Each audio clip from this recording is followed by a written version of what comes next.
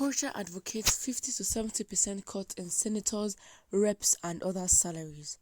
Former governor of Imo State, a serving senator, Rochas Okorocha, has called for sacrifices of all political office holders, asking the Senate and House of Representatives to cut their salaries by half.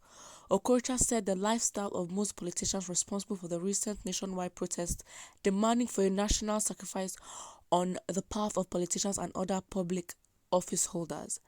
Addressing a press conference to commiserate with those who lost their loved ones in the recent #EndSARS protest, the former governor also called on those beating the drums of war to desist, saying doing so will amount to an ill wind that will blow anybody in this country any good.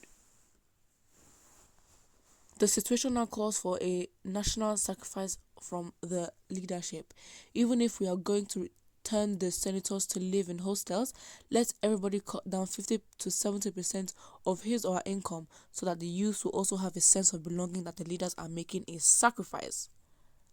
It's not like making a sacrifice. Making a sacrifice is like something you deserve. The thing is, you don't deserve that much pay, because that money should be going to the building of public goods, public facilities. So you're not making a sacrifice, you are basically correcting the crime that you have committed, because ideally you should be in jail.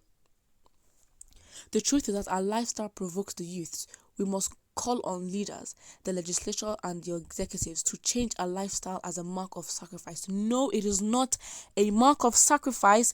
It is something that should be corrected because you do not deserve it.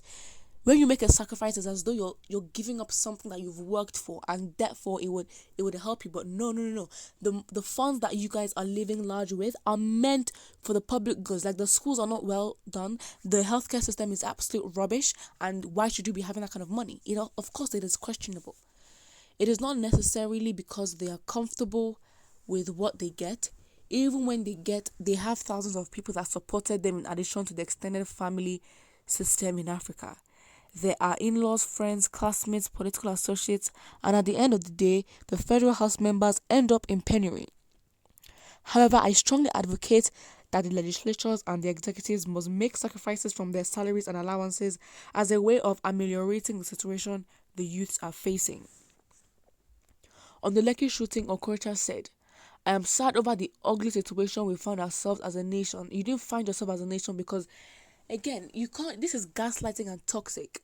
You can't say we just found ourselves in this situation. You knew well of what this government was capable of doing.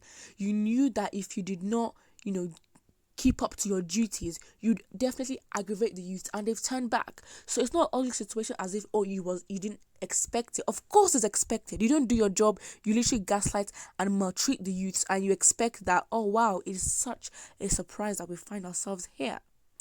He continues saying, it is an ugly situation we found ourselves as a nation within the past few days, arising from the EndSARS protest, which has culminated into violence, anarchy, and civil unrest, with so many people losing their lives that the government wanted.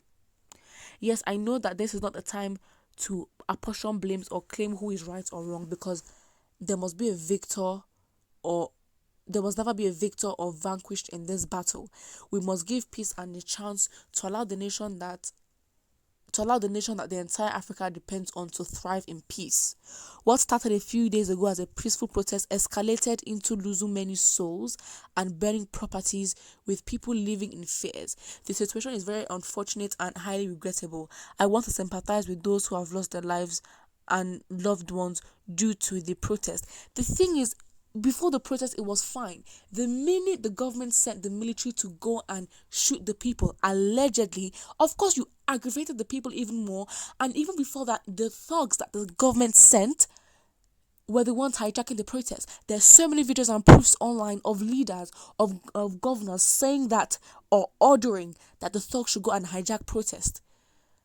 So what even aggravated the whole thing even more was that when the military came to shoot people, then the people got aggravated and was like, do you know what? We're going to go and, destroy everything affiliated to Tinubu. And of course, in that mix-up, that is how we are so vulnerable to be framed by the government. And he continues saying, however, I want to say that this is a wake-up call by the youth of this country to the leaders of the nation. It is a pointer that we have the elite, that the that we, the elite, have been selfish in handling the affairs of this country. There has been a track record of unfair leadership for a long time. This NSAS protest is not just targeted at police, but a disappointment over economic issues in a nation where we have joblessness over poverty for the youth. While commending President Buhari, we cannot commend him exactly. While commending President Buhari for the actions taken so far, it has not been enough, it has been insufficient, and he did not even address the nation properly as a president. Especially when we are showing the youth of the meeting up of their demands, we must also quickly act under this present situation to prepare for the future. Today, we have many of students out of school and also in the country. It's another time bomb for now.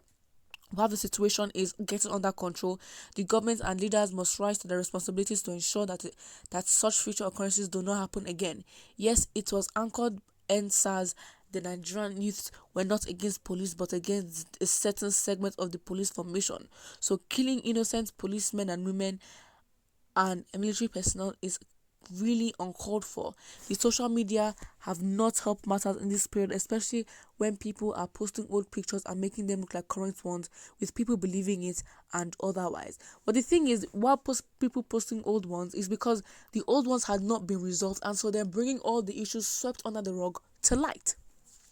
He continues, if we must protect this nation, then we must be wary of the dangers of social media and how it's portrayed. I want to appeal to Mr. President that as a father, he should ensure that we treat the protesters as our children. They have no other nation to call theirs.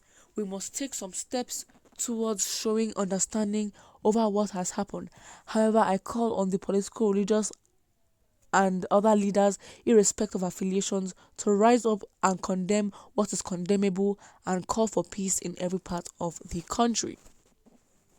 Well, of course, I feel like this whole statement is toxic gaslighting, victimizing themselves and saying we're sacrificing for you or their salaries. Yes, your salary should be cut because you don't deserve it. You do not care for the people. Public amenities are not adequate, and you're saying that you're sacrificing by cutting the amount of salary that you get.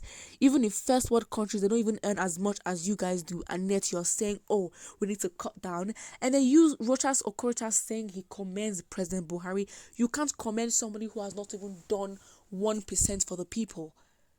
First of all, SARS was not even disbanded. First of all, its immediate reaction was to create another group called SWAT, and again, he didn't address the nation properly. So I feel like this whole statement is gaslighting. It is very toxic, trying to make it seem like as if the Nigerians are asking for so much that they have to sacrifice their salaries. No. You should get a cut because you don't deserve it. Point blank, period. Put what you think about this in the comment section below, and do not forget to like and subscribe.